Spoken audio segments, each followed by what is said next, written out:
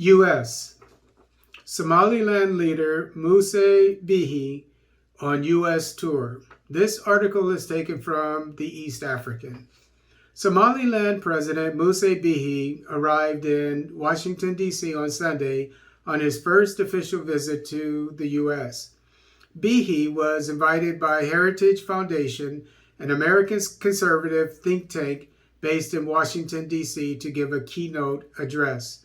Bihi, who leads a region that declared itself independent of Somalia 30 years ago, but which is not globally recognized as independent, has attracted significant interest as to which of the U.S. government officials he will meet. According to Bashir Goth, the head of Somaliland mission in USA, Bihi was warmly welcomed by U.S. officials. In a 10-day visit, President Bihi's first engagement is to deliver a keynote speech at the Heritage Foundation between 11 and 11:45 a.m. U.S. Eastern Time on Monday, Goth told the media on Sunday.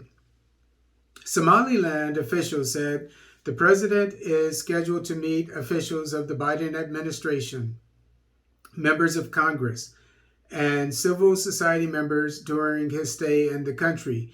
They, however, did not clarify who he will meet. Talks will include ways of strengthening relations between the two countries, U.S. and Somaliland, the mission head stated.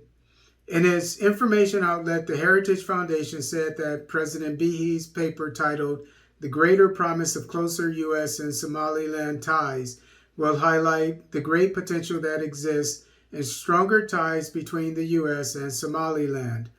The Heritage Foundation says that over the last 3 decades, the self-declared Republic of Somaliland has built a still consolidating but tenacious democracy while also serving as a bastion of relative stability in the tumultuous East Africa region that is increasingly resistant to U.S. influence. Somaliland was initially known as British Somaliland. At independence in 1960, the country merged with Italian Somaliland to form the Somali Republic, but as Siad Barre's regime collapsed in early 1990s, the region declared independence from Somalia in 1991. The matter remains unresolved to date, and even the African Union, referred the issue of Somaliland separation back to Somalis and Somalilanders to discuss. But dialogue between them has been occasional, with Mogadishu rejecting Hargeisa's demands to separate. Nonetheless, Somaliland has often run like a de facto state, having a central bank and currency, army, and police, as well as regular elections since 1991. Most embassies in Mogadishu also have consulates in Hargeisa.